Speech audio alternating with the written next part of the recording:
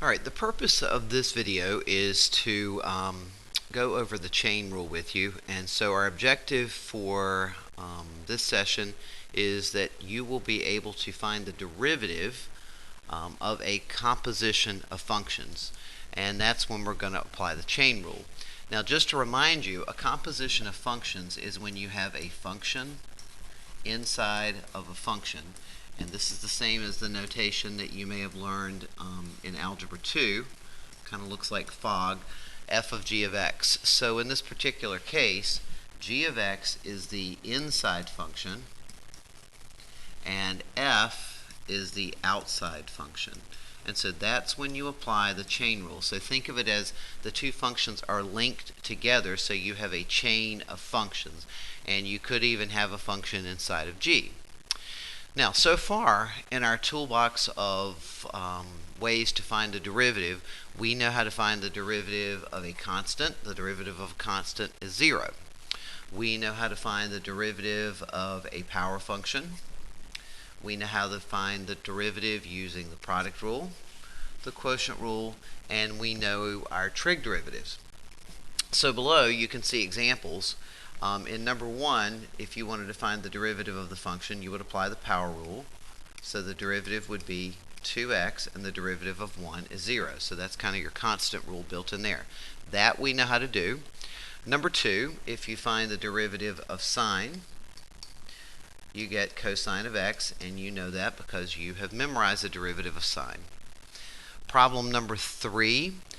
It is a product of x multiplied by tangent x. So if you were to find the derivative of that, you would have the first function times the derivative of the second. The derivative of tangent is secant x plus the second function, which is tangent x, multiplied by the derivative of the first function, which is just 1. So 3 functions that you know how to deal with. Now, problem number 4 you know how to deal with because you can make it into a power function, but technically it is also a function inside of a function. We can rewrite this to be y equal to x to the 1/2 power. So if you were to think of this as 2 functions, you could almost think of the power as the outside function and the x as the inside function. So again, this would be the outside function, and this would be the inside function. Now, you don't really have to use the chain rule to do this problem because you can turn it into a power function, and you could easily find the derivative by using the power rule.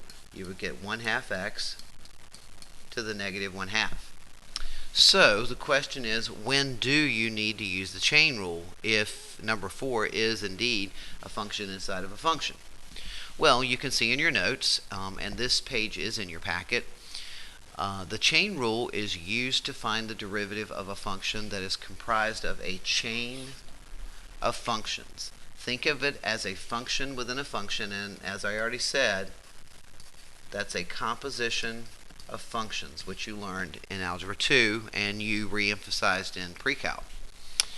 If you take a look at the example, you have the square root of x squared plus 1. You can see that f of x is comprised of 2 functions from above. If you look at number 1 in your examples above, you have x squared plus 1. And if you look at number 4, you have the square root of x. So what's happening with the function that's given here is that we've taken the x squared plus 1 function and put it inside of the square root of x, so we've created a composition of functions. Now, the first thing that you must always do when you're dealing with a chain rule, particularly when it's new to you, is you have to identify the inside function and the outside function. So the inside function is easy to find because it's inside of the radical. So the inside function is x squared plus 1. The outside function, as I said in the earlier problem, we could rewrite this as x squared plus 1 raised to the 1/2 power. So the 1/2 power is the outside function. Okay? So inside function, outside function. All right, we've got those identified. The question is now, what do you do to find the derivative? Alright, let's practice a little bit more before we find the derivative, identifying outside functions and inside functions. So, in problem number, or in the first example, there's no number there, the sine of 2x. The outside function is we're taking the sine, and the inside function is we're taking the sine of an angle. So I'm going to say the outside function is the sine of something, and the inside function is the something, the 2x. Next example, the inside function is 3x plus 2. You can literally see that it's on the inside. And the outside function is the quantity squared. It is the power. In the next problem, the outside function, we're taking the cosine. My pen has stopped writing. Not sure why. All right, let's try again.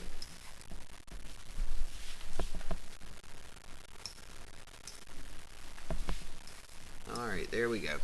The outside function is we're taking the cosine of something, and the something that's on the inside is the angle, which is 3x squared. So notice when you're dealing with trig functions, the inside function is the angle. And then we kind of have the granddaddy of them all, letter F. If you think back to pre-cal, first of all, this is a double chain rule because there is a function inside of a function inside of a function. So the first thing we want to do is think back to pre-cal and rewrite this as cosine of 3x to the second power. Remember, when you have the square written on cosine, it's the quantity to the second power. All right, so the most outside function that we see here is a quantity squared. That is on the outside.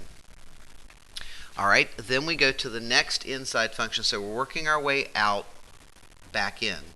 The inside function is cosine of something, and then the very most inside is 3x. Now, after doing this problem, I'm realizing that I stated backwards. Look back at g of x right back up here. I reverse these because it's early in the morning when I'm doing this. The inside function is 3x plus 2. Sorry about that. And the outside function is the quantity squared. I think you probably already figured that out before I told you. All right, so we have established the algebra portion of the problem. We have to be able to identify the inside and the outside. So how do you find the derivative using the chain rule? The derivative of a function inside of a function, and you can see that that's what I have here. G is inside of f. You take the derivative of the outside function, that's the f prime, and you leave the inside function alone. Then you multiply that by the derivative of the inside function. And I've written that in words over here. Again, this is in your packet. I've written that over here on the side so that you can learn the words. It's the derivative of the outside function times the derivative of the inside function. And by the way, if you need another video or you want to hear someone else do a lesson on this, there on my Edline page, Patrick also has a video that you can take a look at.